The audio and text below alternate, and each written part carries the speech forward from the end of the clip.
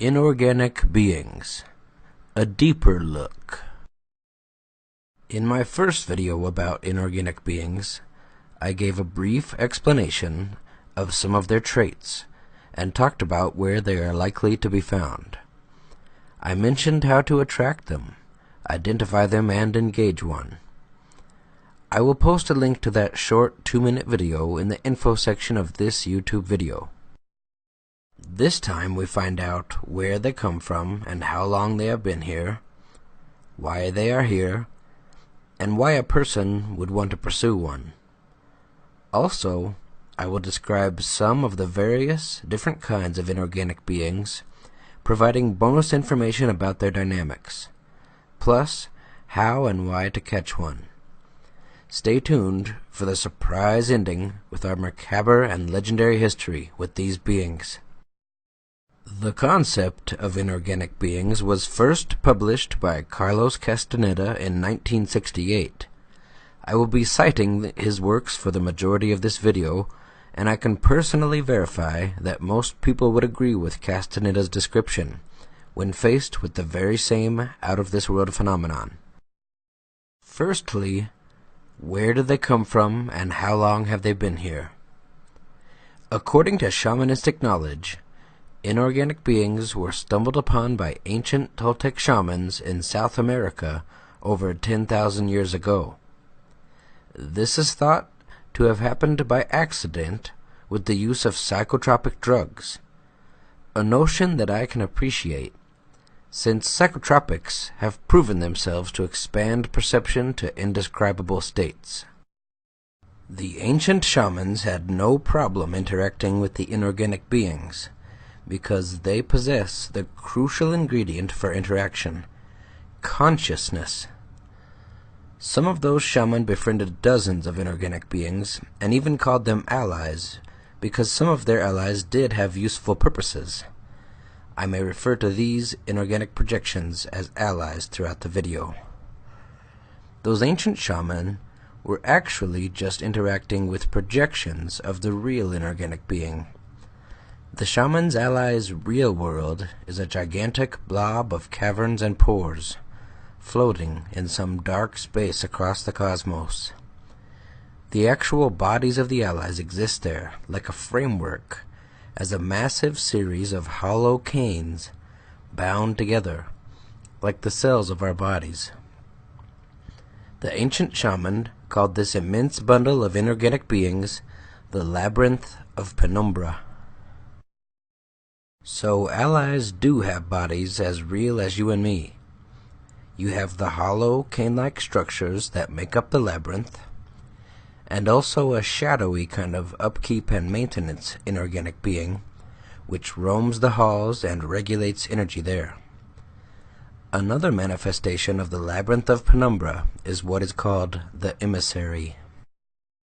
The Emissary is experienced as a voice that is heard mostly by people who are lucid dreaming or even astral traveling. The Emissary can be helpful by providing information, for it is incapable of telling a lie. However, its ultimate purpose is that of a salesman, trying to entice whoever can hear the Emissary to come and live in the Labyrinth of Penumbra permanently, having shelter and a nearly everlasting life in exchange for that person's energy. The life of organic beings is normally short-lived, because they are made to hurry, whereas the life of inorganic beings is infinitely longer, lasting millions or even billions of years, because their consciousness is infinitely more calm and deeper. So the ancient shaman mostly interacted with the projections of the structure-like inorganic beings. These beings can apparently astral project here to Earth, and are most easily perceived at night, but basically invisible to the eyes. They are here on Earth to form associations and search for energy. Allies do sometimes materialize invisibly in broad daylight. Their invisible presence is marked by a bodily jolt, a shiver that comes from the marrow of the bones. Allies are not capable of physically harming a person here in normal reality without the help of a shaman. They are more or less like a ghost. They can, however, startle you and cause you to trip and fall. While organic beings have features such as metabolism and reproduction, etc., allies, which are a tension-like force with awareness, have characteristics unique to them. Characteristics like emotional dependency. Allies absorb emotional energy like food. Love, hatred, sadness, and raw animal fear, which is their favorite. Shamans of ancient times knew this, and often used to feed their allies by scaring people to death. The allies materialized visually with the help from their shaman, then assumed a beastly form, and would scare people, feeding off of the emotional energy released from their fear. Those shamans used to seek the allies' ethereal quality, while the allies seek the greater energy field of mankind. It is possible to exchange energy with the allies, and both parties can profit. Allies can use the energy to materialize themselves and more, while people can calm their energy in the exchange and extend their lives. Energy exchange can have a drawback. Exchanges can form a dependency on both parties. Useful allies, which unfortunately are rare, make fabulous scouts, guardians, and they can make us strong and powerful, and have a few things to teach us. If we exchange energy with a useless inorganic being, of which there are many, we may be stuck with it. So it's a gamble to go for. I am still deciding if I should go for it or not. There's an ally waiting for me, but so do we all have one. According to shamanistic knowledge, inorganic beings outnumber organic beings in the universe. Therefore, there are enough of them with nothing better to do than wait around and match up with us. There are a number of ways to engage an ally. You could track down one in the forest and tackle it there to catch a random ally, or another way is to summon one to the earth by opening a portal. You are more likely to get a useful ally if you let one through a portal, because that ally can scope you out from their world first and choose you before they come through. Firstly, meeting an ally and engaging one takes personal power, or saved energy. If you encounter an ally and it seems restless or agitated, then you probably do not have enough energy to engage it, and should quietly leave. But if the ally is calm and observing you, then that is a good sign that you are ready to engage it. In order to exchange energy with the ally, you need to tackle it. Tackling an ally is no small endeavor. First, you must keep your mouth shut tightly, because the jolt of grabbing an ally is so great that one might bite off one's tongue or crack their teeth from their mouth clamping down so forcefully. Allies release what is like a strong electrical charge into you when you tackle them. After you make sure that your mouth is clamped down tight, then get a steady stance and get close enough to the ally to be able to leap at it and tackle it with all your might. Wrap your arms and legs around it and hold on for dear life. The ally will usually begin to spin very rapidly and may rise up into the air, all the while sending jolts of electrical current into your body. Don't let go, or you could fall to your death or serious injury. Once the energy exchange is complete, the wrestling match will be over. You will have a lifelong companion, and who knows what kind of relation could develop. According to folklore, There are way more differences between inorganic beings than there are between organic ones. As I mentioned earlier, there are ways to increase the chance you get a helpful ally, one which matches your energy better. One way is to open a portal. Engaging with an ally is dangerous enough. Opening a portal is even more dangerous. This technique is recommended to be done with a partner for safety. The idea is that one person is seeking an ally, and the other person is participating, yet focusing on the situation to prevent a trance from going too far. To open a portal, you must submerge a shiny object, like a mirror, into a shallow depth of water. A stream is more ideal for this. Empty all thoughts and gaze into the mirror. Let the fluidity of the water exert pressure on your awareness and the awareness of your partner. Face each other, holding the mirror from underneath while squatting, sitting, or kneeling. Remember that the portal can go both ways, and you don't want to get sucked in by the magnetic power of their world. You would not likely find your way back. If you feel you are being sucked in by the portal, or are being enveloped by a force, then roll your eyes clockwise over and over to break the spell. This is where your partner comes in. They have to be on the lookout for you and remind you to roll your eyes if they feel it's going too far. Do not stare at your eyes in the mirror or at your partner's eyes. Let your gaze wander without focusing. After you relax and clear your minds, you may notice a dark shape appear. If it likes what it sees, it may try to come through the portal. Be calm. Do not show fear or surprise. The secret is not to fear them. A person has to send out an intent of power and abandon. Encode to them in a silent message of intent. I don't fear you. Come see me. If you do, I will welcome you. That should be your message and intent. Allies are slow, and it may take a few tries at this before you see one. If you want the ally to come through the portal, then drop the mirror when you feel a tug, and it will push its projection through the portal. Then get ready to tackle it and exchange energy. However, if you feel it's not the right time and you want to back out, then tip the mirror sideways, pull it up out of the water, and leave.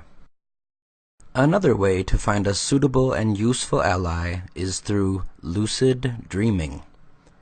Once a person becomes proficient at lucid dreaming, allies can sense that distinctive energy charge, and they will come to you like fish to bait.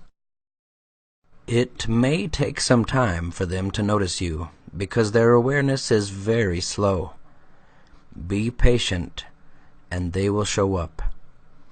Inorganic beings called scouts are constantly being sent from the labyrinth of penumbra into the dreamscape to scout for prospective energetic connections.